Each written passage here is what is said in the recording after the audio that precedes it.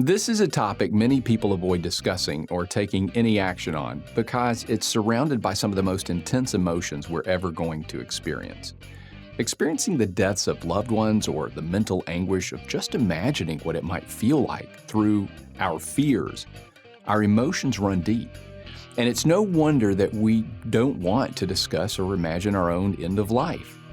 But while our lives don't go on forever, we can control to some degree what that experience will look like financially. We have the ability to lessen the emotional impact our loved ones will experience, make our wishes known so that our legacy continues beyond the grave, or provide stability to those who depend on us financially. The catch is, we have an unknown window of time to put those plans in place and to make this happen. Some strategies can be implemented as soon as the documents are signed. There are other strategies that can take years to execute before your death. And if that window closes before actions have been taken or completed, your legacy may be incomplete. But one thing is certain, you have an estate plan whether you like it or not. You either choose to consider, discuss, and implement a plan that you control so your end of life happens the way you want it to, or you can just let the courts decide without your input. This is one of the inevitable realities of life. And if you're a woman, you are likely to outlive a man by almost 6 years, according to research that was recently published and cited at the end of this video. While it's a tough subject, my goal today is to empower you with knowledge and tools so you can take control of your financial journey all the way to the end with assurance. In this video, I'm going to highlight things you need to consider and strategies you can implement, but I am going to keep it short. You can find a much more detailed discussion on my blog on this subject on my website at milliganwealth.com. Just go to the blogs tab. This message is especially tailored to women, and it's the final video in our series created just for Women's History Month in March, because your financial situations often come with unique challenges and opportunities. So let's dive right into what you need to know to secure your finances and prepare for the legacy you'll leave behind. Let's start by understanding why this topic is so crucial for women. I just mentioned the statistics that show on average women outlive men by about 6 years. This means that more often than not, women are left to manage their finances alone in the later stages of life.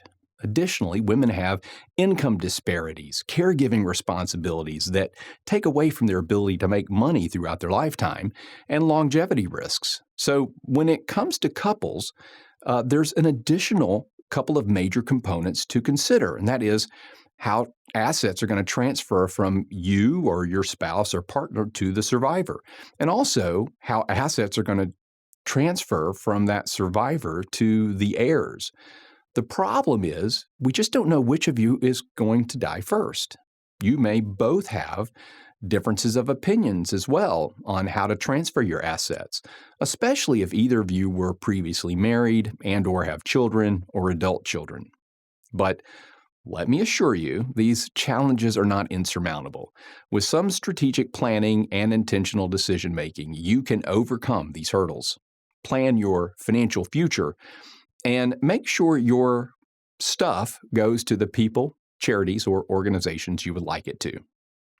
Now that we know how important the conversation is, let's talk about what that conversation looks like. You'll want to consider questions like, what are our shared estate goals? Who should be the beneficiaries of our estate? Some other things to consider are minimizing taxes and legal fees, who will oversee the distribution, the legal documents that you'll use, the titling of assets, and long-term care needs.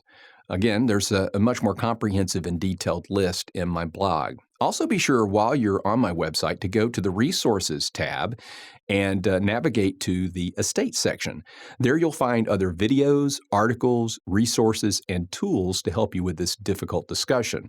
You can also connect with me to discuss this topic in greater detail relative to your specific situation. Now let's move on to the essential components of your end-of-life considerations.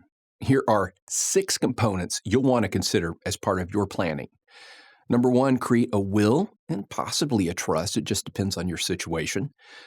Designating beneficiaries for certain accounts, setting up ownership titling strategically, advance directives, funeral planning, and powers of attorney.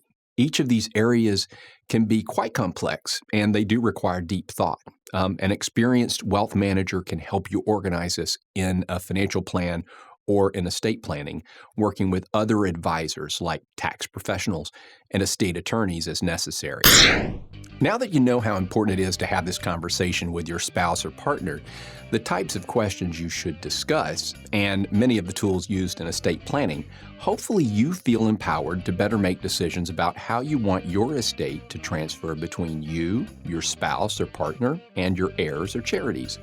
When you incorporate estate planning with your financial plan, you can build this big picture and coordinate the financial areas of your life in a way that works toward your goals and your dreams. Consider working with a financial professional, a reputable, fully licensed and credentialed financial advisor or wealth manager. Look for the CFP mark. The Certified Financial Planner Professional, or CFP designation, is one of the most highly regarded designations in our industry. Thank you for watching.